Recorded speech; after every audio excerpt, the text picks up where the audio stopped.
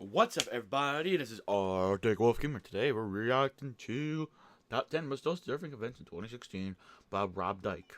To link to this version of the video on his channel will be down in the description. No, maybe the first one or second one of the link. Get some pop. Let go.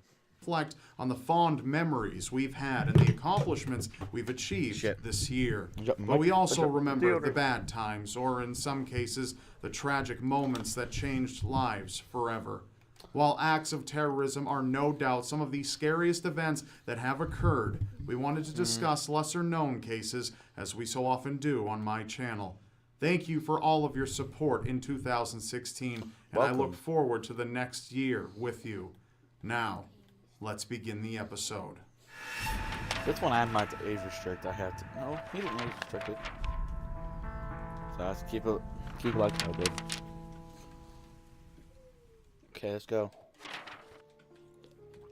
No escape from me. In August, Lynetta Lester finally decided to leave her abusive boyfriend, 27-year-old Derek Dearman. She went to stay with her 5 relatives in Alabama, but Derek had a nasty temper when things didn't go his way, and he wasn't about to let her go that easily.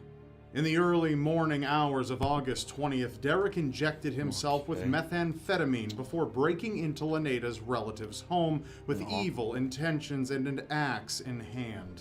Lynetta woke to the sound of gunshots as 23-year-old Justin Reed attempted to fend Derek off, but to no avail. Derek then took both the gun and the axe to Justin's pregnant wife, 22-year-old Chelsea Reed, along with the other adults in the house, Joseph Adam Turner, his wife Shannon Randall, and Robert Lee Brown. Standing in the midst of a nightmare, Lynetta realized Joseph and Shannon's 3-month-old infant had been spared, and she attempted to escape with the baby, but was forced into a vehicle by Derek. The murderer drove his ex and the child to his home in Leakesville, Mississippi, where Lynetta managed to escape with the infant.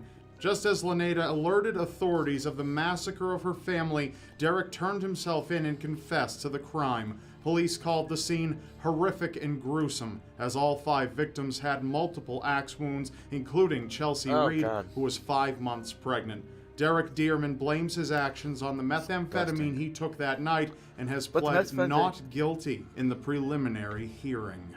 The trial is still ongoing, but he faces 6 counts of murder due to Chelsea's unborn child. Stop above you. You seen that little...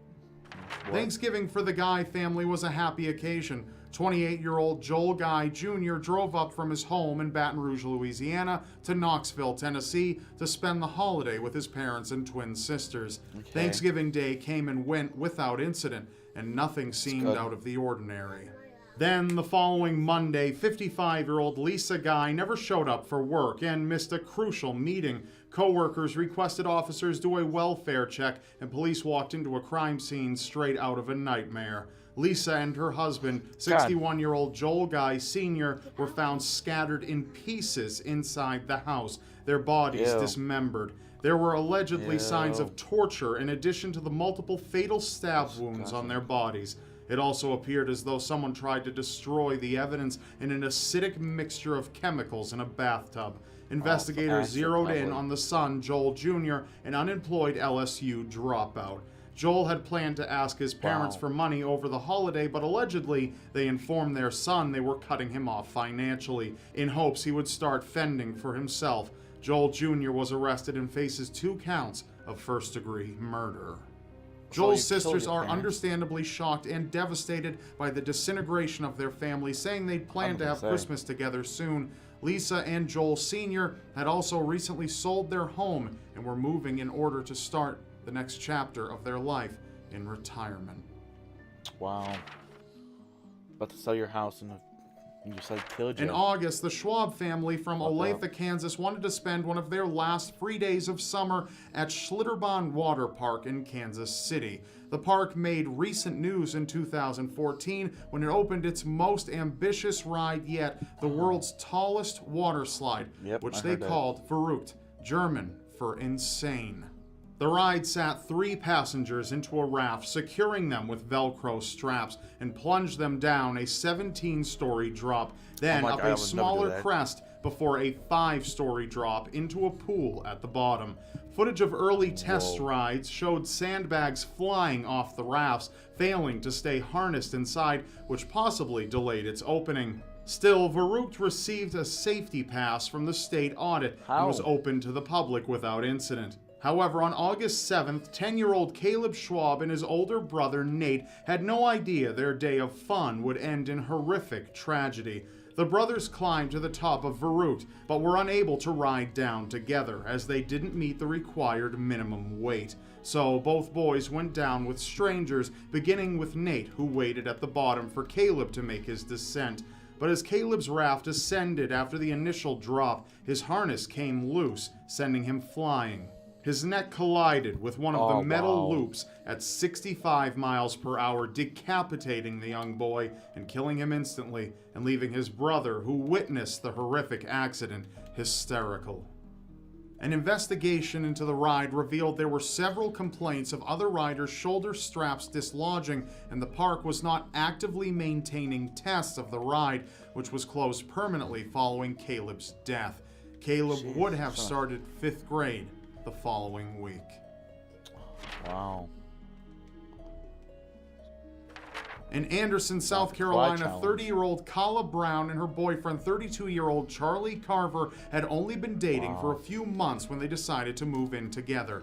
Things between the couple were progressing smoothly, that is until late August, when they both went missing. Wow. Kala's parents knew something was wrong when they found her apartment door unlocked and her beloved Pomeranian dog alone inside. Their daughter's car was still in the parking lot, but there was no physical or digital trace of her.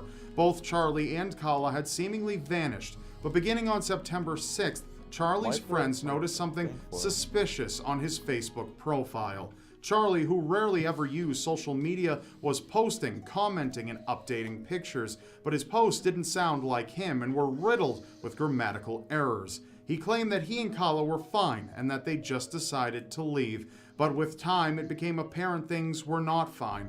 Charlie was liking the pages family members set up concerning the missing couple, and one of the most ominous images posted was one that read, "Sometimes late at night, I dig a hole in the backyard to keep the nosy neighbors guessing." Wow. Beyond the worrisome social media activity, police had few leads for months. Then, in early November, authorities were combing the property of a 45-year-old real estate agent and registered sex offender named Todd Colehep.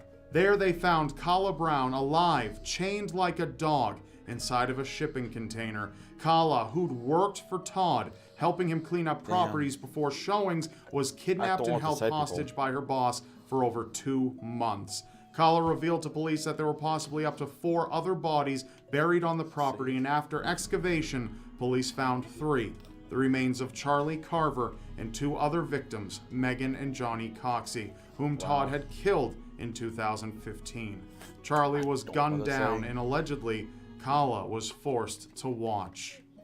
While in custody, Todd also admitted responsibility for the unsolved Superbike murders in 2003, in which 4 people were killed. So far, he's been charged with kidnapping and 7 counts of murder. And while Kala survived the ordeal, she's filed a civil suit against him for the injuries and severe emotional distress her captor caused her.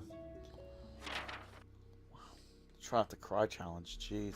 As of December 23rd, Anchorage, Alaska has seen a record-breaking 30 homicides in 2016, its deadliest year on record. But summer was the season that brought residents the most anxiety. After a string of murders occurred, the public wondered if there was a serial killer in their midst. On July 3rd, a passerby on the Ship Creek Trail bike path came across the bodies of 20-year-old Brianna Foisey and 41-year-old Jason Netter Sr., both of whom had struggled with drugs. Then, almost 2 months later, another pair of bodies showed up in the valley of the Moon Park. The victims were 25-year-old Bryant DeHuson, a local environmental activist, and 34-year-old Kevin Turner, who, according to family, lived with a mental illness. The final known victim, 21-year-old Travion Thompson, was killed on July 29th. All 5 of the victims had been murdered with the same gun. The public, growing I think that's distress, where my dad is demanded today. answers from authorities who were reluctant to reveal details of the investigation to avoid tipping off any potential I have to get a suspect. cut off here. Police Wow. caught a I can't do break in the nothing else case now. in November, and it almost See? cost another. Make sure you like, comment, subscribe if you haven't already. Peace out, lights out, and see y'all in the next one. Bye-bye.